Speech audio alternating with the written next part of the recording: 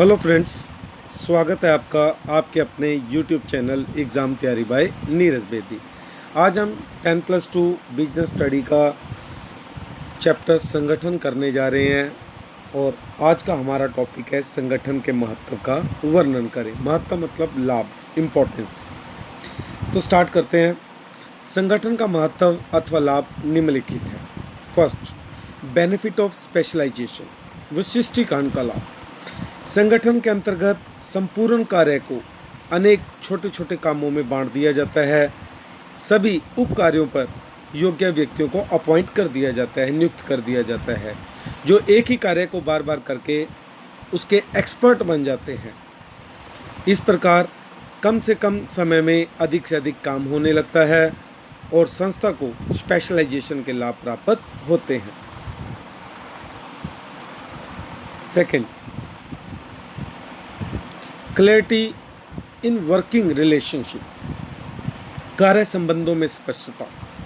संगठन कर्मचारियों के मध्य कार्य संबंधों को स्पष्ट करता है। इससे स्पष्ट होता है कि कौन किसको रिपोर्ट करेगा। As a result communication effective बनता है और जवाबदेही निर्धारण में भी सहायक है।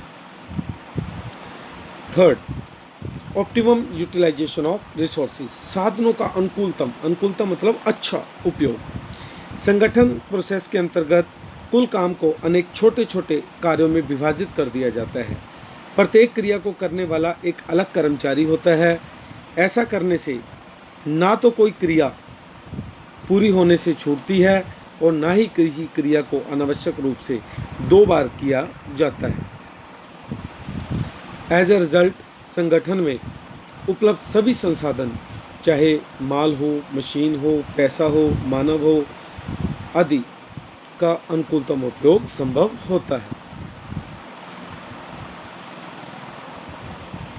अडॉप्टेशन टू चेंज, परिवर्तन में सुविधा। संगठन प्रक्रिया एक संस्था को इस योग्य बना देती है कि वह कर्मचारियों के पद से संबंधित किसी भी परिवर्तन को आसानी से सहन कर सकती है।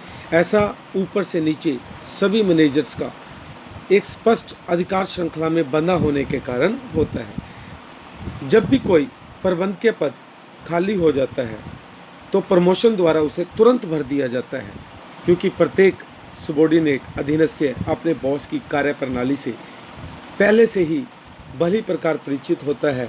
इसलिए उसे नई पोस्ट ग्रहण करने में कोई भी असुविधा नहीं होती। इफेक्टिव एडमिनिस्ट्रेशन, प्रभावी प्रशासन। प्राय देखा जाता है कि मैनेजर्स में अधिकारों को लेकर भ्रम की स्थिति बनी रहती है।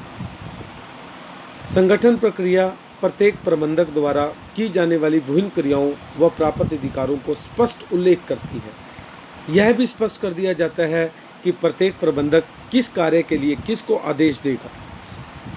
प्रत्येक को यह भी जानकारी होती है कि वह किसके प्रति उत्तरदायी है। इस प्रकार अधिकारों को लेकर उत्पन्न होने वाली भ्रम की स्थिति समाप्त हो जाती है और एज ए रिजल्ट प्रभावी प्रशासन संभव होता है। सिक्स्थ, डेवलपमेंट ऑफ पर्सनल, कर्मचारियों का विकास। संगठन प्रक्रिया के अंतर्गत डेलीगेशन ऑफ अथॉरिटी किया जाता है, अधिकार अंतरण किया जाता है। ऐसा एक व्यक्ति की सीमित क्षमता के कारण ही नहीं बल्कि काम करने की नई विधियों को खोज करने के लिए भी किया जाता है। इससे सबॉर्डिनेट को निर्णय लेने के अवसर प्राप्त होते हैं। इस स्थिति का लाभ उठाते हुए वे नवीनतम विधियों को खोज करते हैं, नई नई विधियों को खोजते हैं व उन्हें लागू करते हैं। एज अ रिजल्ट उनका विकास होता है। एक्सपेंशन एंड ग्रोथ, विस्तार एवं विकास। संगठन प्रक्रिया के अंतर्गत कर्मचारियों को प्राप्त निर्णय स्वतंत्रता से उनका विकास होता है। वे नई चुनौतियों का सामना करने के लिए तैयार रहते हैं। इस स्थिति का लाभ उठाते हुए उपक्रम का विस्तार किया जा सकता है। विस्तार से उपक्रम बिजनेस की लाभ क्षमता बढ़ती है, जो उनके विकास में सहायक होती है। उम्मीद करता हूँ सभी को वीडियो पसंद आई होगी। यदि आपको वीडियो पसंद आई है तो प्लीज़ लाइक और शेयर ज़रूर करें। Thank you sir.